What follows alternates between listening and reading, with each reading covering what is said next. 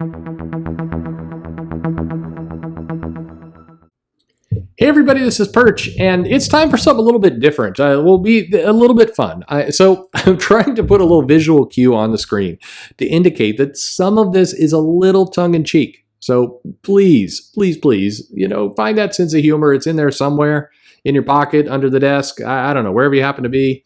Pull that on out, because we're going to take a little bit of a lighthearted view. However, what I'm going to do here is we're going to roll out Perch's Magic Prediction 8-Ball. This is my way of just kind of saying, hey, what does the future hold for us? And we're going to look at some missing Marvel comics. And in particular, we're going to tell you, is this comic still coming out? We have a scale here for everything from 100% dead to there's a 100% chance it's still coming out. We're going to look at these books. A lot of Marvel books were announced and then vanished. And Newsarama kind of brought them back to my attention by, listing them all. But what they didn't say was if they thought they were going to actually happen or not. So I want to talk about their happening. Well, I'm going to show the math of what I think, why I think they are or aren't coming out. So let's get right into it. Right away with a title that was a big deal. This is Dark Ages, Tom Taylor, Iban Coelho. This was announced earlier this year and was supposed to come out in fall of 2020. Obviously, that's not happening.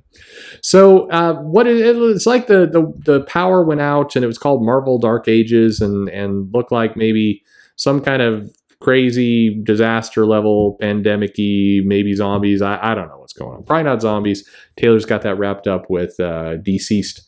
But at any rate, is this title still happening? Well, chances are I'm saying probably yes. The reasons it's happening, Taylor is a big name writer.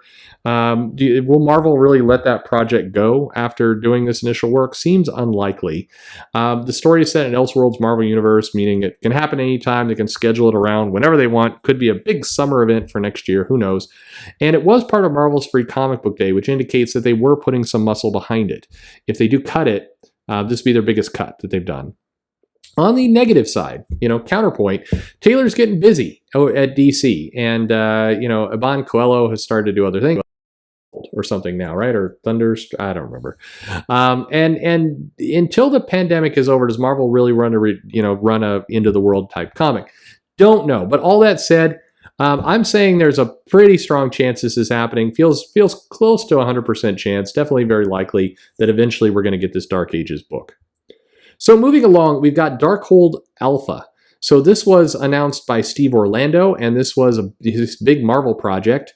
And the reason why I think it's happening, Orlando continues to show him with Marvel sweatshirts and other things, reminding people that yes, he's going to work for Marvel, and he's still a Marvel boy. He's coming to Marvel.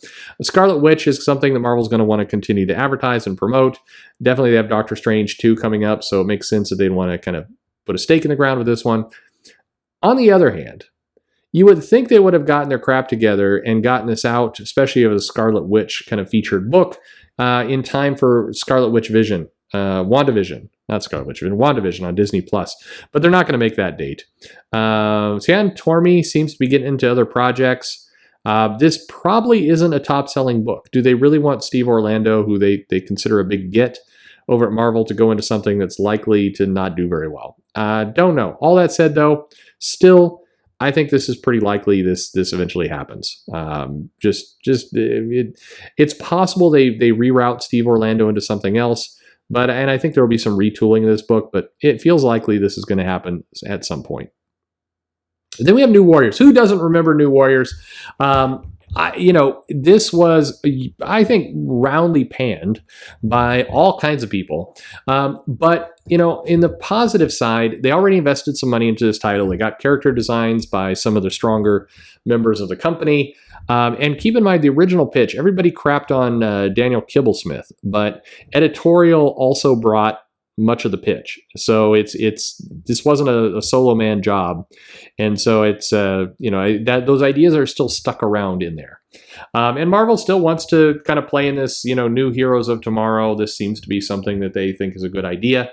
On the other hand, the customer response was awful, and it was awful from everybody. I mean, it wasn't just the it was like everybody hated this thing. And so it feels a little bit, I don't know, it feels like they may cut their losses and go, especially after that reaction. They've already moved on with Outlawed. So the premise for the launch title has passed, and they would certainly need to do some other things like they did with Union. Snowflake and Safe Space, that's been run right into the ground. So in terms of it happening, it's a toss-up at this point. I think it could go either way. I think that, I still, if I have to lean one way or another, I'm going to lean slightly that it's more likely this happens than not. I think Marvel will ultimately get this book out into the market with some retooling, certainly. But it could be. It's been a while, and it could certainly be killed and just call it a day at this point. Certainly possible, but I think odds are more likely this is coming, and that will delight. They'll delight all kinds of people who are looking really forward to roasting this book. Infinite Destinies. This was a book that was, kind of some excitement. It was going to continue on the saga of the Infinity Stones, who are in the hands of just random people throughout the Marvel Universe. It was going to introduce some new characters and kind of put a spotlight on some characters that haven't had a big exposure. Some art was created. Granted, in the pro side, they can put these comics out pretty much whenever. It doesn't really matter about any kind of schedule. And they were really pimping that this was going to create a major change to the future Marvel Universe. However, that's what they say about freaking everything at this point. So I don't know if that really means anything anymore. Reasons this isn't happening. The Infinity Stones window has come and gone. The sales for Infinity Stone books and other things that Marvel was doing at the time were well under 20K. Some were under 10. I mean, they were terrible. Annuals have been a non-starter by and large for Marvel, and they were promising this Super Spy versus Super Spy with Nick Fury versus Phil Coulson, and that just sounded awful on the beginning. So I'm saying this is unlikely to see the light of day at this point. If it does, I think it can be filtered out and kind of random backup stories when they need them. But this one feels more DOA. Then you have Gwen Stacy, Christos Gage, Todd Nyuk. That was they put out issues 1 and 2, and then when the pandemic hit, that it didn't come out, and it has not gotten back on the schedule. This comic was selling in the around 30,000, so it's not not terrible for Marvel. Marvel claims the comics have already been written, so you might as well finish it, right? Or you could throw it into a trade. But on the other hand, like I said, sales weren't super high. Nobody's really asking for this book. It's kind of, went away. Yeah, Christos Gage is too busy backing up Dan Slott these days. That's a joke. But, it seems like this one is, kind of filtering around. And given some of the other books that Marvel has canceled, I'm rating this as unlikely that this is going to see the light of day. They would have, especially if stuff was already out, they would have put it out by now. It would be very weird for it to return. Then we have Nebula, number 3 through 5. So like Gwen Stacy, 1 and 2 had come out. Then we lost track of it with number. In terms of, what are the arguments for it happening? I mean, Marvel is putting some push behind Vita Ayala. So maybe you keep Vita happy. I don't know. Maybe parts of it are already done, so you might as well publish it. But the sales of this were awful. So issue 2 sold right around 10,000 copies. It was one of Marvel's worst titles of the month. There seems to be no reason to go back to this one. And so I'm calling this one as close to dead as it gets. I don't see them bothering with 3 through 5. I don't know where it's at. I don't believe the art's finished for it, and I think it's guaranteed to lose money if it comes out. They've already rerouted Vita off to New Mutants and other things, so just this one seems gone. The Marvels. Kurt Busiek, Yardi Singer. This was solicited for May. Now, Busiek says it is absolutely still happening, and we don't have a real reason to doubt him. It's probably true. Trade collections of this will do well. Sonar has not been moved on to other projects. And in general, Marvel seems okay with this franchise. They're putting comics out.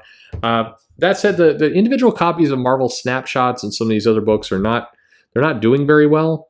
And they've kind of gone to this well a lot. So it's unclear what value this serves anymore.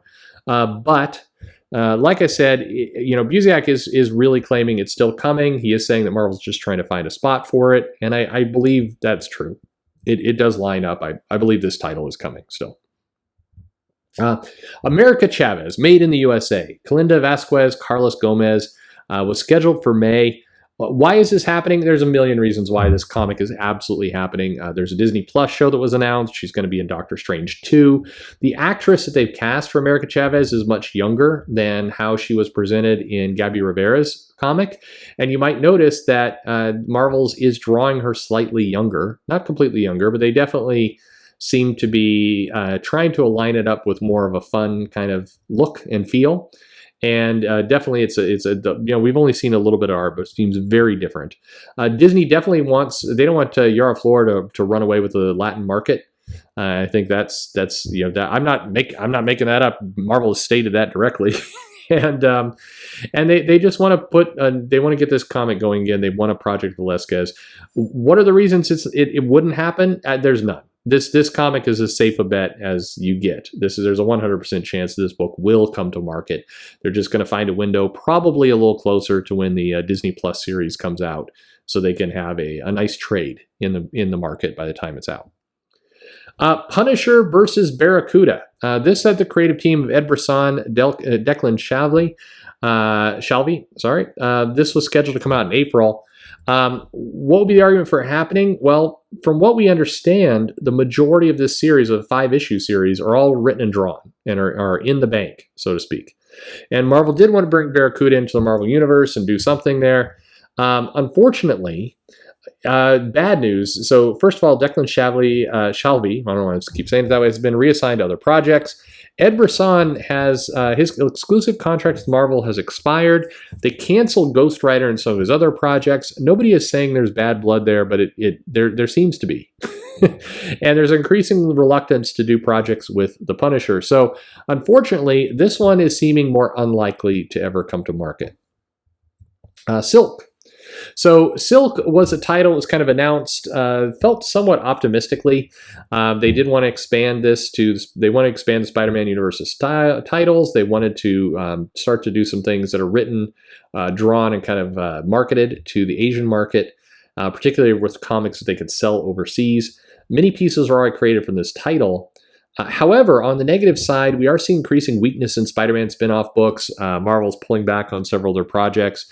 And you start to ask the question, if Sony has the rights to make this movie, are you just kind of giving them a favor? So this one is a toss-up, absolutely a toss-up whether this comes out or not. It could go either way, and we'll see where this ultimately lands. Just 2 more books to look at. So first, Web of Spider-Man, Kevin Schnick, Alberto Jimenez Albuquerque, scheduled for June.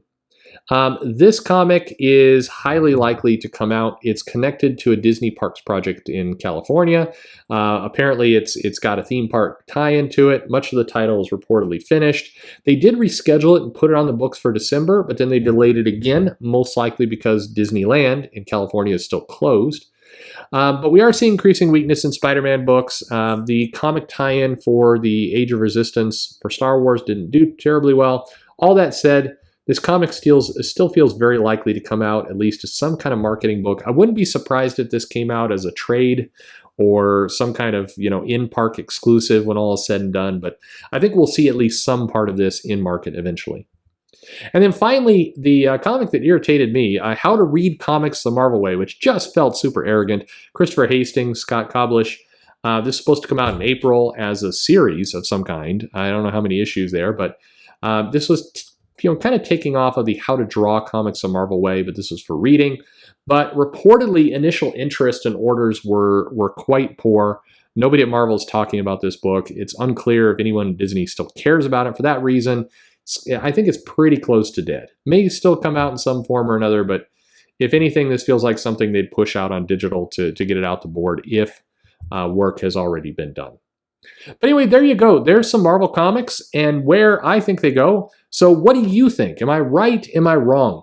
Let me know what you think. Which of these books do you think are still coming out? Which are canceled? Which ones do you want to see come out? That's the other part of the big question. What do you really care about still seeing come to market? Let me know in the comments below what you think about this whole thing. Like, subscribe, click the bell for notifications. It's just something a little bit of fun. Why not? My predictions. Let's hear yours. Thanks for listening.